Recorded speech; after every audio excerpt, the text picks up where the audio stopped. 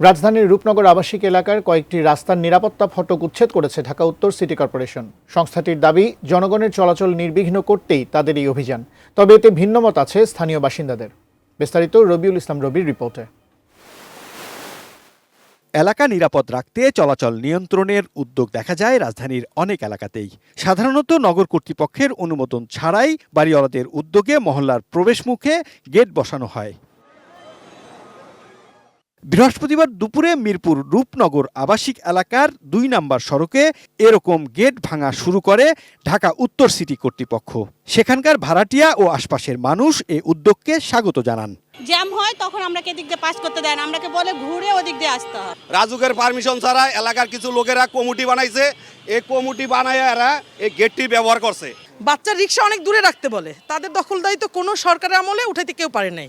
আমার বাসা এখানে, এখন আমি বাইক নিয়ে গেটও খুলবে না, সিকিউরিটি গার্ডও নাই, দারোয়ানা নাই, আমার আগে যাইতে হবে আবার ওই পুরা পুকুর বাদ দিয়ে ঘুরা, তারপর আমার এখানে আসতে হয়।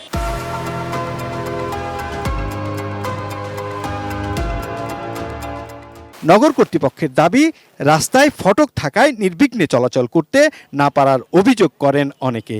সাধারণ জনগণ যাতে নির্বিঘ্নে চলাচল করতে পারে এবং রাতের বেলাও যেন একজন রোগীর নির্বিঘ্নে চলাচল করার জন্য আমাদের এই উচ্ছেদ অভিযান।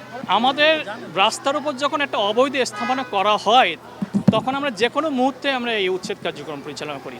তবে এ কথার সাথে একমত নন এলাকার স্থায়ী বাসিন্দারা। তারা বলছেন, গেট না থাকলে তৈরি হবে চরম নিরাপত্তা ঝুঁকি।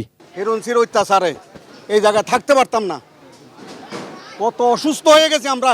সারা রাত বাড়িওয়ালারাই ভাড়া দিছি। এই গেটটা ২৪ ঘন্টা খুলে থাকছে, এটা কেন ভাঙছে এটা বুঝতে পারলাম না। সরকার যে জায়গায় নিরাপত্তা দিতে পারে না, দিনের বেলাও তো নিরাপত্তা দিতে পারে না, রাত্রেও তো দিতে পারে না, তারপরে গেটটা ভেঙে দেওয়া খুবই অন্যায়।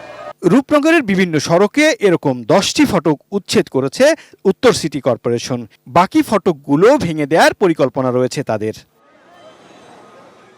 রবিউল ইসলাম রবি, এটিএন নিউজ, ঢাকা।